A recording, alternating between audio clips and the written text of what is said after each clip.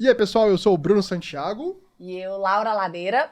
E somos do podcast Família Tamo Juntos. E hoje a gente, mais uma vez, Laura, mais uma vez com um episódio muito especial e muito importante. Muito importante, né? A gente esqueceu do toquinho, rapidinho. Isso aí. E a gente veio falar sobre um tema que tem muito preconceito, né, com relação a essa especialidade médica, que a gente quer trazer um papo muito autêntico, um papo reto, vamos colocar assim. Saúde mental. Saúde mental. Psiquiatra. Você já procurou psiquiatra? Eu não. Nossa. Eu não, jamais. Eu não sou louca. Eu não sou louca. Mas é assim que Só muita que gente... não. Mas que muita gente pensa assim. Então a gente trouxe a doutora Bárbara Vilela para... Seja muito bem-vinda aí, pela gentileza de estar aqui com a gente. Obrigada, eu que agradeço pelo convite. E a gente está aqui justamente para mostrar que é uma especialidade como ierodontista, como ieropsicólogo, como procurar um educador físico, é uma especialidade tão importante que para mim foi, acho que nossa senhora, para Laura também. Sim. Então é isso. Vamos contar um pouquinho como que é a sua atividade, tem essas nuances mesmo dessa psiquiatra, choque, a gente tem muito isso na cabeça. Laura, o que você sente? Eu queria antes, né, contar um pouquinho por que a doutora Bárbara chegou até aqui, né? E porque ela é a minha psiquiatra. E agora psiquiatra vai nosso, cuidar do de nosso mim amigo também. vai cuidar do Bruno também. Por quê? Há mais ou menos uns 8 meses, né? Mais ou menos que eu cheguei até você. Há mais ou menos 8 meses, eu passando por um processo complicado na minha vida, em vários aspectos pessoais que eu não vou trazer aqui, obviamente, mas um deles era a questão da minha compulsão alimentar e da questão de um possível diagnóstico de TDAH que eu precisava confirmar, porque eu estava tendo alguns prejuízos, né? E quando eu cheguei, indicada por uma nutricionista que trabalha com a doutora Bárbara aqui, também é fantástica, e se Deus quiser, eu vou trazer ela aqui, porque ela também pode ajudar muito, Claro. Que é a Mônica. E aí, quando eu cheguei na doutora Bárbara, primeira coisa que eu vi, falei, gente, essa menina nova desse jeito. Obrigada. Nova, bonita. Botox tá funcionando. Não, menina nova, porque psiquiatra, a gente... Vamos começar até por aí. A gente tem o estereótipo daquele cara mais velho e tal, fumando mais charuto, sério, né? O ar pesado, né? Isso, aí chega você, uma menina nova, bonita. Não, isso aí não vai. Quem que ela tá achando que é? Mas eu vou te contar. Quando me falam, você não tem cara de psiquiatra, eu acho que é um elogio. Isso, você não tem cara de psiquiatra. Porque a ideia que todo mundo, né? Todo mundo não, mas a maioria tem de psiquiatra é aquele cara sério. fumando, sério, que não vai falar quase nada durante a consulta, vai só anotar, né? Exato. E te dar um diagnóstico ali no final. Exato. Eu ainda acho que é um elogio. E aí, para finalizar, né, eu falo o seguinte, que me surpreendeu positivamente, assim, absurdamente, e você tem sido parte de uma cura minha, de um processo, assim, incrível que eu tô vivendo, e você não largou a minha mão. Porque eu cheguei, eu acho que eu vou até chorar, né? Normal, a tela. Aí foi bom, aqui que eu cortei aqui a minha emoção. Quando eu cheguei lá, Bruno, há 8 meses, eu tava tão abalada que eu chorando, falei assim, doutora Bárbara, não larga a minha mão.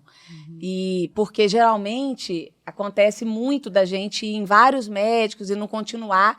E o médico também, ele não tem a obrigação de te procurar, a obrigação de dar continuidade. Mas a doutora Bárbara falou assim, não, eu não vou largar a sua mão. E, assim, só se você quiser largar, só né? se ela quiser. Não, mas você não deixou, você mandava mensagem, Laura, tá na hora de você voltar, eu não vou largar da sua mão, lembra? Porque se dependesse de mim, eu não iria ter voltado na consulta, eu não teria remarcado. Enfim, isso é papo para o TDAH, enfim, né? Que a característica do TDAH é começar um processo e não parar, e não dar continuidade. Mas o que eu quis dizer é que você, apesar da pouca idade, ou da carinha de boazinha que você mas isso talvez passe uma ideia de inexperiência. Não é verdade. E não é tão verdade que nós te convidamos para fazer parte do nosso projeto Família Tamo Junto, porque como uma convidada fixa. né? Que vai estar aqui trazendo valores, agregando muito conteúdo, agregando muita informação pra gente, ajudando muitas famílias. Eu até arrepio, né, gente? Olha aqui, eu tô arrepiada. E que é a nossa missão ajudar. E falando de saúde mental, porque estamos muito adoecidos, né, gente? Todos nós. E eu fico super feliz de estar aqui, de poder quebrar um pouquinho, contribuir um pouco com essa quebra da imagem do psiquiatra, né? Lacônico ali, fumando, coçando a barba, né? Homem. Homem, É difícil a gente ver a mulher psiquiatra. E quebrar um pouco da ideia do que é um transtorno mental, né? Que eu acho que tem muita gente ainda que imagina que assim, psiquiatra é coisa de doido, educar aí sobre os transtornos mentais, TDAH, depressão, ansiedade, toque, tem coisa demais pra gente falar, né? Nos próximos episódios. Então, nós vamos combinar assim, né, Bruno? Nós vamos trazer a doutora Bárbara para nos orientar, nos ajudar, ajudar as famílias em tópicos, né? Isso. Então, a gente vai fazer um programa sobre TDAH, um programa sobre depressão, um programa sobre toque. E aí, olha que legal que eu tive a ideia aqui. O pessoal podia mandar pra gente as dúvidas, né? Dúvidas, ideias, sugestões. sugestões para os programas. Ótimo, Né? ótimo. Tem sempre um assunto aí, né, que tá mais... Latente, muitas guardados, né? A minha relação com o psiquiatra, eu tinha muito medo da noite. Muito medo da noite. Quando começava a escurecer, eu achava que eu ia morrer. Isso, você criança, jovem, Não, mais adulto já? Foi bem no meu processo, um ano antes da separação, deve ter uns 5 anos. Eu tinha uns 33. Já era adulto, já. Já adulto. Eu saía do meu trabalho, pegava meu carro na Pampulha, indo para casa, eu já começava a sentir que eu ia morrer. Então eu chegava em casa, tomava meu banho, cuidava do Samuel, né? Nessa época eu trabalhava o dia inteiro, depois eu mudei tudo. E eu já me preparava para sofrer, que eu ia morrer naquele dia, né? Então começou uma vez a cada semana e só foi apertando. Aí virou todos os dias. Então, Isso é o quê? Uma crise de pânico? Eu ficava assim, eu vou crise de morrer. Eu ansiedade? deitava É e eu não sabia o que era, na verdade. Eu sabia que eu tinha certeza que eu ia morrer. Muitas vezes eu tava com o Samuel no colo, que a Teresa dava o mamar, eu pegava ele no colo, ficava abria a janela da Contorno para ter ar. E eu, junto com o Samuel, é um cara que talvez me ajudou muito, porque eu não podia cair por causa dele, né? Sim, Literalmente, ele sim. poderia cair do meu colo, porque ele era bem pequenininho. Então, eu ficava sem saber o que eu procuro. Eu sempre fiz esporte, voltei a correr, mas nada resolvia, né? Eu não tinha o costume nem de psiquiatra, nunca tinha procurado, e psicólogo também não, porque eu achava, né, que não achava que era frescura, eu achava que era caro, que era inacessível. Eu acho que tem muito disso também, que é inacessível, né? E até que eu procurei um psiquiatra, por indicação, que eu tomei uma medicação e cessou. Só que durante um tempo eu comecei a achar que eu estava tomando um certo remédio até demais. Enfim, então a minha relação com o psiquiatra foi nessa, de salvar, entre aspas, a minha vida. Né? Porque eu não sei se eu estaria aqui hoje. A gente fala que o paciente que tem transtorno de pânico, né, ou algumas crises de pânico esporádicas, ele se torna muito fiel, muito rápido, porque é uma coisa que é fácil de tratar. E que é uma sensação terrível, né? Então, quando você consegue medicar e melhorar a crise de pânico, o paciente fica muito grato. E isso está muito comum? Está muito comum esse tipo de situação? Muito. Durante a pandemia aumentou ainda mais, né? Aquele período assim, de mais isolamento mesmo, né? Muita gente tendo crise de pânico. Mas é uma situação assim, que a gente não precisa tratar só com medicamento, né? Tem muito recurso aí para a gente lidar com as crises de pânico. É um bom assunto também, inclusive, porque dá para falar muito sobre nós crise vamos de fazer. A gente está dando só uma introdução da nossa. Hoje está sendo meio que um episódio de apresentação, né? É por isso que a gente está falando muito da gente, porque justamente para balizar. Ontem até fiz um post, eu recebi muita coisa no meu direct.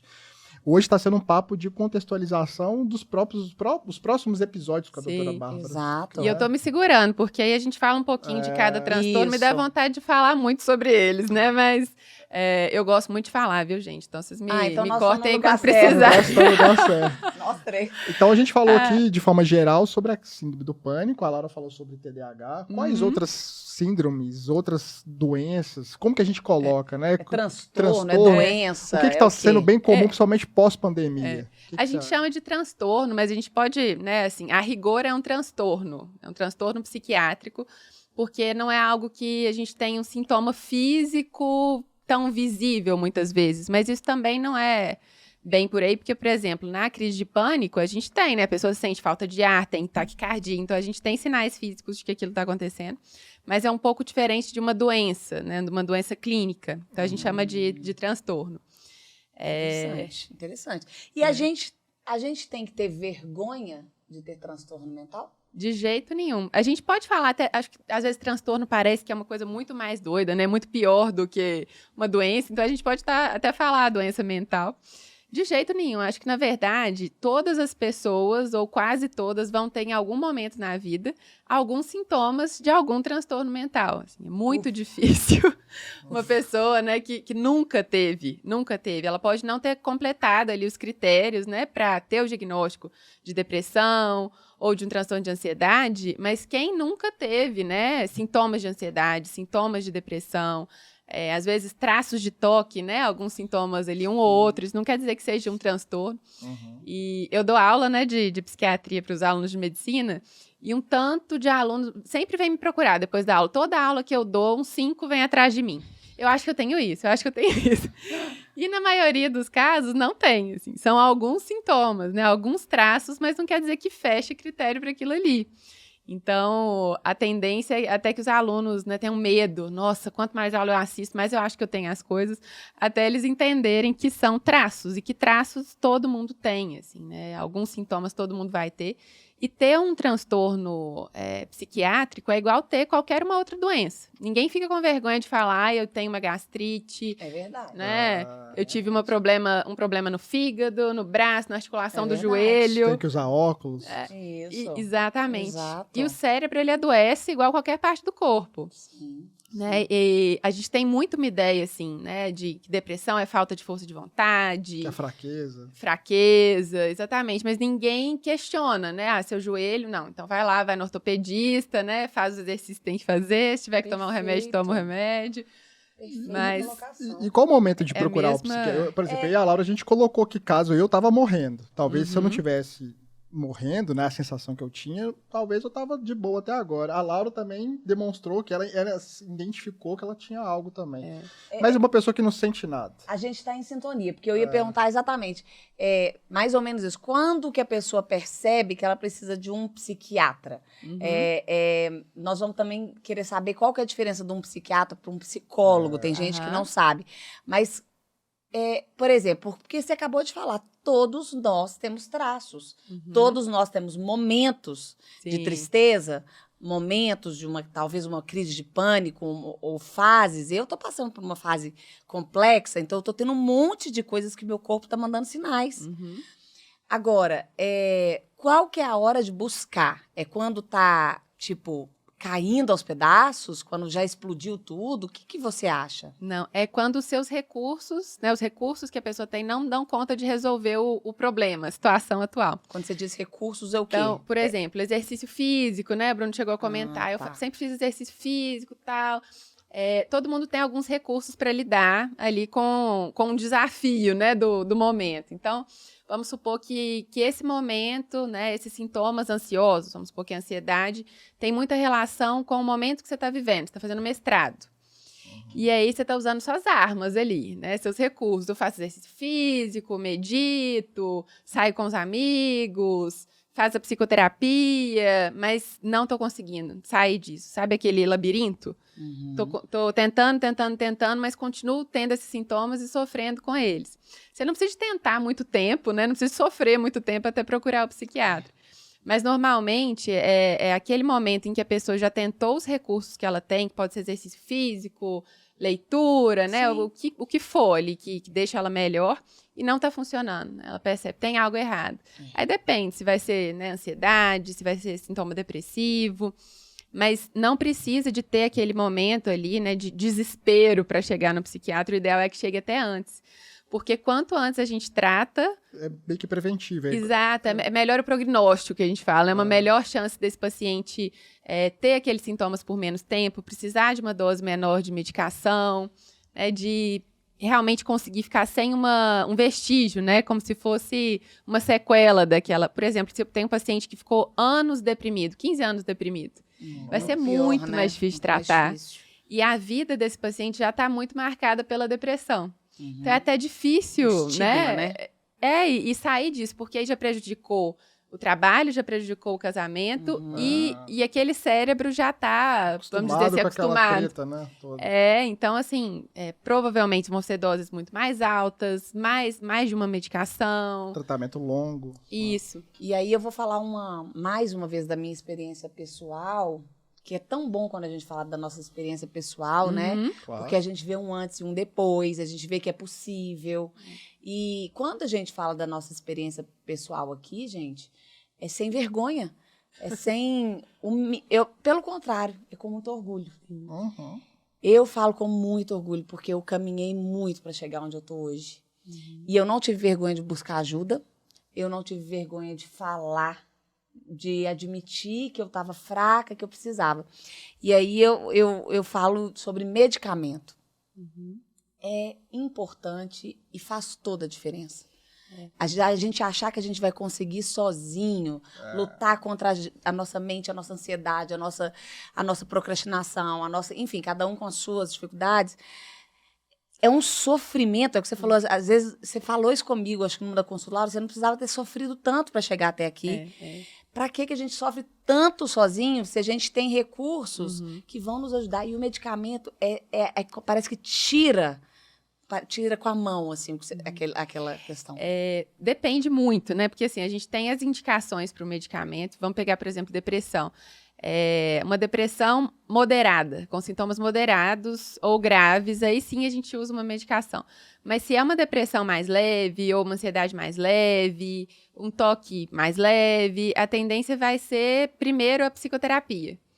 Sabe? Então, assim, eu sou uma psiquiatra que muitas vezes falo, olha, nesse caso não precisa de medicação, vamos fazer psicoterapia.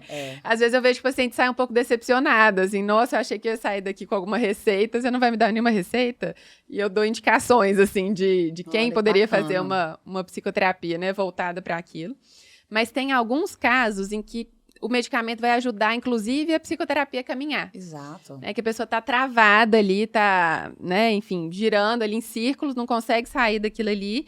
E aí a psicoterapia, ela vai caminhar melhor se tiver uma ajuda do medicamento. Porque a gente tem alterações de serotonina, de dopamina, de noradrenalina, e que se essa alteração é significativa, a gente só consegue melhorar com o medicamento. Exato.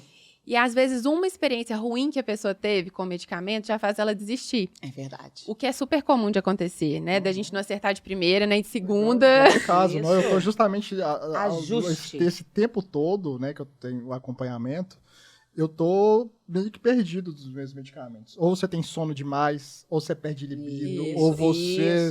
Fome demais, Fome demais, engorda. minha testa tá... Tem hora que eu sinto que minha testa tá congelada. Então, atrapalha o sono, alguns dão sono demais, outros fazem Tem que ter sonhar demais. Paciência e parceria. Acho que é uma parceria. Isso que eu ia falar. E conexão com o médico. Isso. É Acho isso que mesmo. Desde o início entender que a gente vai procurar o remédio que vai dar mais certo para você, né? O que tem menos efeito adverso para você, porque isso é muito relativo. Tem gente que toma, por exemplo, paroxetina, que costuma dar muito sono e muita fome, e não sente muita fome nem muito sono. Perfeito. E o contrário também, né? Tem gente que tem náusea demais com um, não tem com o outro. Aquele mesmo que você me passou, você falou, Laura, muita náusea. Eu não tive nada. Nada. Zero. Então, a gente avisa os efeitos adversos mais comuns. Mas, às vezes, a pessoa não vai ter aqueles, mas vai ter um outro. E a gente vai precisar de trocar por algum motivo. Então, é entender que vai ter um que vai te atender, provavelmente, né? Se não tiver, a gente vai procurar, buscar outras ajustar. formas. Exato. Né? E tem muitas formas de tratamento hoje também, né? Além das medicações orais. Mas acho que o principal é isso, entender que psiquiatra não é só remédio. Psiquiatra, né? Se ele for, enfim...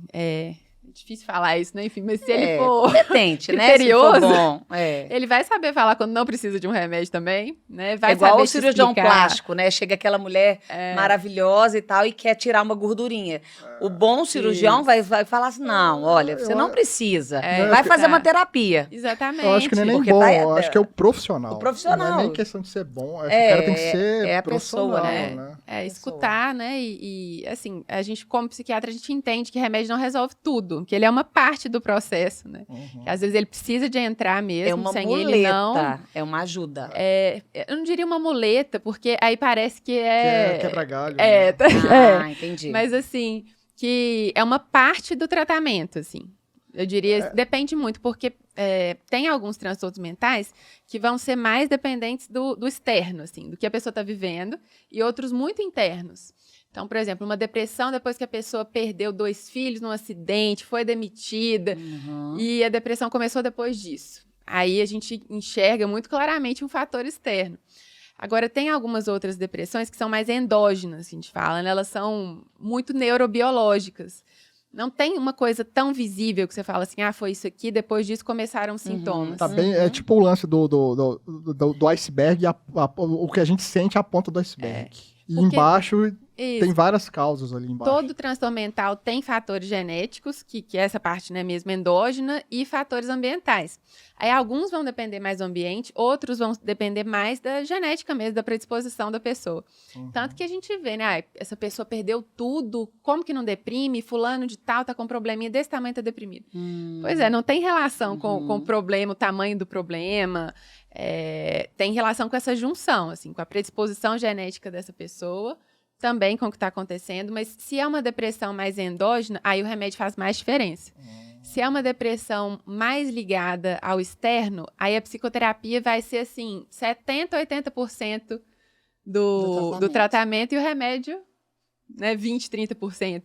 Então, tem alguns casos em que o remédio é o principal, tem outros em que a psicoterapia é o principal, mas se eles caminham juntos, a chance ideal. de sucesso é muito maior. É o ideal. Né? Não, pode falar.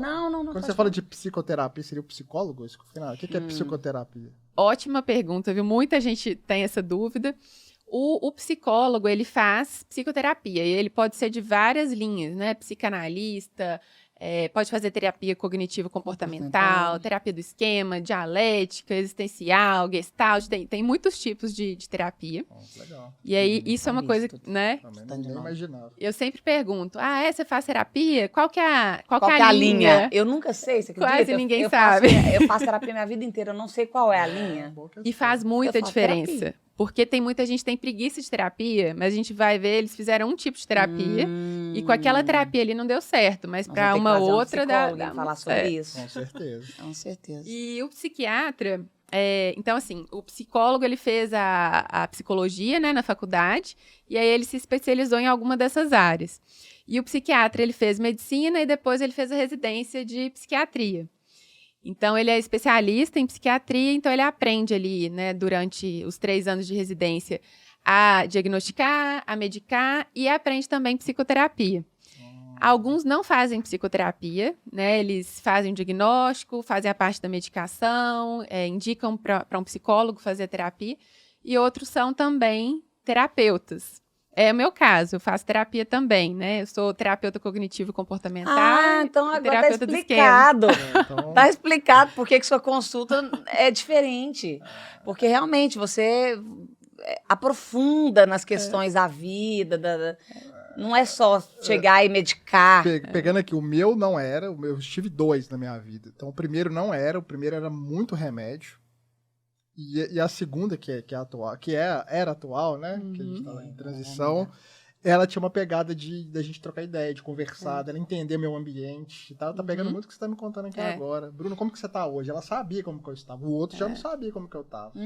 Mesmo, né, que não seja psicoterapeuta, né, o psiquiatra ele pode, né, escutar, ele deve, né? Escutar, né? Inclusive, sensível, para diagnosticar. Mas acho que quem tem essa pegada de ter uma formação de psicoterapia acaba conversando mais e fazendo alguma intervenção que mesmo que você não vá ser o terapeuta daquele paciente, você vai encontrar com ele uma vez por mês, a cada encontro você vai fazer alguma intervenção breve ali, né? Aquela, às vezes, acender uma luzinha ali, né? Nem que seja para a pessoa sair refletindo sobre aquilo, tentar de uma forma diferente, né? Perfeito. E assim, então, gente, essa questão da visão que a gente...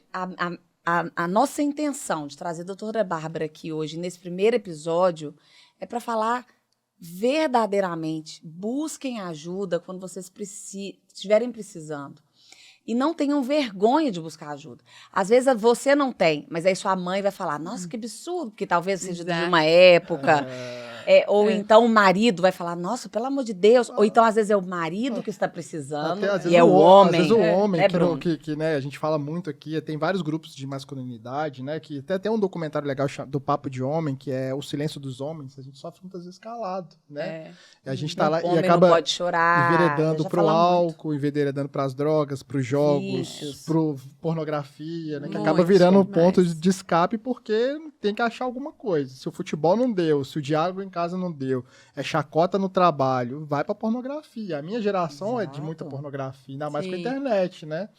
Então, que é um negócio que atrapalha em tudo. Enfim, não vou entrar muito no mérito, a gente pode até falar sobre isso, inclusive. Eu estudei bastante sobre esse tema agora no final do ano, inclusive, que da hora. porque... Pode ser, deve ser um tema falar sobre pornografia. Vamos Demais. falar com Da toda hora. certeza. E Eu falo sobre estavam falando sobre... Desculpa. Não, eu faço questão de contar como que eu vivi a pornografia. Sim, Isso nós de vamos se fazer. mostrar, né, faz toda a diferença, assim. A gente estava falando de preconceito nas famílias. Na minha família mesmo, teve muito preconceito. Quando eu falei que ia fazer psiquiatria, minha avó, então, ficou... então, você vai largar a medicina? Olha só, gente. Porque Largar a imaginava que era medicina. muito diferente. Nossa, Bárbara, você vai ficar deprimida, porque você só vai escutar história triste. E não é assim, né? Graças a Deus, assim, a maioria das consultas são super leves. Né? A gente, né, o que mais atende no consultório vai ser mesmo caso de ansiedade, de depressão, de toque, de transtorno alimentar, TDAH. São coisas que tá todo mundo passivo A gente tem, né, os transtornos de personalidade, né? Então, borderline, aí que ficou mais famoso aí nos Que é últimos isso? tempos. É uma Minha irmã é instabilidade borderline. emocional. O que é isso? O quê? É uma Minha irmã instabilidade, é é uma instabilidade falar sobre emocional, assim. Tá. E ficou mais famoso porque parece que teve um participante de reality show que era borderline, ela falava muito sobre isso, né? Aí tem E é um bipolar. assunto muito importante, porque poucas nunca pessoas tinha sabem, e é um diagnóstico difícil, mas porém, quando se acerta o diagnóstico, isso é muito legal também. Quando você acerta o diagnóstico, você tem o diagnóstico correto, Faz muita faz diferença. muita diferença. E assim, é lógico, tem os casos que são mais graves, né? Tem às vezes um bipolar mais grave, tem esquizofrenia, mas eu diria que assim, a minoria dos casos, né? A gente imagina, principalmente a população mais velha, imagina que psiquiatra vai cuidar da esquizofrenia e do bipolar grave, e na não dos realidade, menores. no consultório é a minoria. Né, Aí, olha, dos pacientes. olha aí, que é o preconceito, né, gente? Então, não tenham vergonha, não crie tabus. E, de repente, a consulta é muito cara. Gente, vale a pena. Peça um dinheiro emprestado, faça um esforço, claro, né, gente, dentro da sua possibilidade, às vezes não tem mesmo, mas busque dentro de um plano. Um posto de saúde, às vezes, Um posto realmente de um saúde. negócio que É complicado, mas assim, dê um jeito, porque é um investimento para a vida, né? Se eu não tivesse te procurado lá, né, há 8 meses atrás, talvez eu estaria já com a minha compulsão alimentar descontrolada, né? E eu teria aberto mão de tudo que eu construí de anos para cá, de muito esforço, né? E não ia dar conta de parar sozinha. E hoje eu estou num processo, gente, que aí acho que vamos, para a gente finalizar, chegando para o final, mas daqui a pouco a gente já vai ter outros, e vai ter outros, vai ter outros. De assim, existe médico, existe medicamento, existe tudo, mas existe também a nossa decisão, a decisão de mudança. Sem dúvida. E não adianta nada a doutora Bárbara morar lá em casa se eu não quiser tomar uma decisão de mudança. E sair do vitimismo, sair do eu não dou conta. Eu tenho TDAH, então eu não dou conta. Não é assim. O diagnóstico de TDAH, ele vai sim nos ajudar a entender até ter clareza, por que eu sou diferente de quem não tem TDAH. Por quê? Mas eu tenho que saber que o meu esforço, ele vai ter que ser o dobro de quem não tem. E tá tudo bem, eu vou me esforçar e vou conseguir. Né? E para algumas coisas, né? Para outras não. Para outras o outras TDAH não. vai até te dar uma mãozinha, né? Exato. Então, reconhecer também as coisas boas. E aí, para finalizar a minha parte, é dizer que é possível a gente sair de uma crise, é possível a gente sair de uma compulsão, é possível. A gente chegou num ponto que, semana passada, eu conversei com a doutora Bárbara e falei, olha, eu tô achando que esse medicamento tá me fazendo isso, isso e isso. Ela falou, não, mas eu acho que já tá na hora de você parar com a medicação, porque você já tá num ponto que você tá bem. Aí ufa, eu tô bem. Fez igual a Sofia agora. Eu tô bem, e tô bem mesmo. Tô bem, tomei decisão de focar em coisas importantes na minha vida que estão me fazendo bem. Tô orgulhosa do meu processo, tô agradecida a você, mas ao mesmo tempo a gente ainda tá de mão dada, porque nós vamos continuar, não pode parar. E assim, queria parabenizar muito, assim, inclusive a sua coragem de expor, né? Porque às vezes eu vejo paciente que te segue, às vezes, né, que chegou por sua causa, falando, nossa, eu vi que a Laura falou, eu achei ela tão corajosa. E aí essa pessoa já se sente mais à vontade para falar também. Isso. Né, para procurar ajuda, o nosso papel pra nas falar. redes sociais, né, Bruno? Eu estava falando da minha família, né, de como que isso mudou na minha família depois que eu fiz psiquiatria, que todo mundo viu que era diferente, inclusive que é muito leve, que, né, na maior parte... Claro, eu escuto histórias muito tristes, às vezes, né? Tem dia que não é leve, que é super pesado, mas tem momentos também que a gente morre de rir, né? Que os pacientes já estão bem, estão estáveis, a gente vai ali mensalmente até o período de manutenção, até a alta, né? Que o objetivo é esse. E eu falei nas minhas redes do meu TDAH, né? Eu falo porque a gente nem comentou isso, né? A doutora Bárbara tem TDAH. E aí, tinha uma tia minha comentando, nossa, eu vi, Bárbara, que você postou lá sobre TDAH e tal, e você falou que você tem TDAH também e tal, e minha avó entrou em pânico. Mas você falou isso? Meu Deus! Por que você fez né? isso? Por que você falou? Olha, né? Eu falei, ué, mas tem que falar, porque não é um defeito, né? E assim, a maioria das pessoas vão ter algum transtorno. Eu sempre falo de tudo que eu já passei, né? Quando eu vejo que é um paciente que está com mais medo do remédio, medo de ficar viciado, eu explico tudo que o remédio faz. E assim, se sentindo diferente quando recebe algum diagnóstico, eu sempre explico, a minha família toda tem toque, eu tenho TDAH, eu já tive isso, daquilo, e para mim fez muita diferença, e saber, né, diagnosticar e saber tratar vai fazer toda a diferença. Quando a gente só coloca um pano ali por cima, né, e tenta encobrir, aquilo ali acompanha a pessoa o resto da vida e no geral vai se tornando mais grave, passa de uma geração para outra, né, às vezes por meio de comportamentos. Agora, né? Imagina, eu sei que é difícil, eu sei que não é fácil, né, viver com tudo, o alcoolismo, né, que é uma doença que muita gente a gente acha, para de beber, né, que vagabundagem, né, beber, não é, a gente sabe que é um negócio... Transtorno alimentar também. Transtorno alimentar, As pessoas acham que é fácil. Não, é só parar de comer, faz uma dieta, não é. Então a gente vê que a gente precisa buscar, uma coisa que eu faço, é buscar gente que não vai me criticar, isso acho que é bem importante. Tenta sair dessas pessoas que criticam demais, tenta achar uma pessoa que vai te escutar, né, principalmente homem, que normalmente em ambiente de trabalho. Esses dias eu peguei um frentista que viu meu carro e acabou abrindo, foi anteontem, foi bem bonito que ele falou pra mim. Então, busque pessoas que vai te escutar, não te criticar. Isso para mim é bem importante. Nossa, isso faz toda a diferença. Toda a diferença na vida. Que vai te encorajar. Acho que até a expressão mais adequada, eu acredito. E nós estamos aqui para isso, encorajar. Né? Eu encorajando você me encorajando, a doutora Bárbara encorajando a mim no momento que eu precisei. E o programa encorajando as pessoas a não se esconderem, não terem vergonha, não terem medo. A gente está nessa vida para ser feliz. E é muito curta essa vida. É uma só, né? É uma só. E acho que as pessoas entendendo melhor o que é cada doença mental, né, cada transtorno mental, fica mais fácil de tirar esse estigma.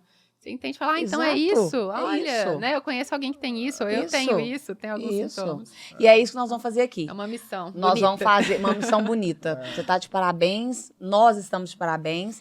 E estou muito empolgada para a gente fazer esses episódios, porque a gente vai desmistificar muita coisa. Sim. A gente vai falar sobre transtorno alimentar, bulimia, anorexia. Nós vamos falar sobre crise de pânico.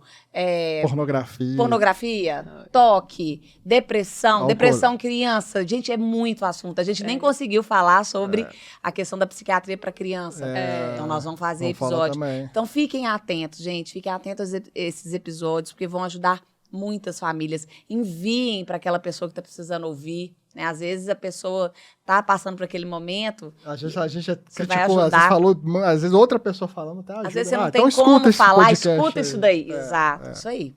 E é isso, né? Acho que é isso. Obrigada, viu, gente? Tô animada para os próximos, pra gente poder Com aí se certeza. aprofundar nos assuntos. Nós também. E eu digo, muito. peraí, amanhã, 3 horas eu tenho minha consulta. Ai, delícia. E eu Quarta-feira. também vou marcar a minha pra gente fazer os próximos passos, apesar que agora eu estou sem medicamento.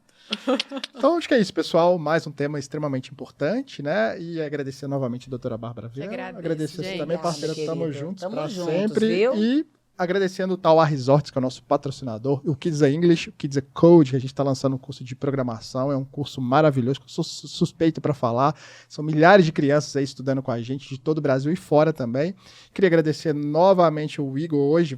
É no mesmo dia que nós estamos gravando, mas ele tá bonitão, alinhado. Bonito na E fita. tá um gato, vou falar assim mesmo. O Brenão também, que é um cara bonitão.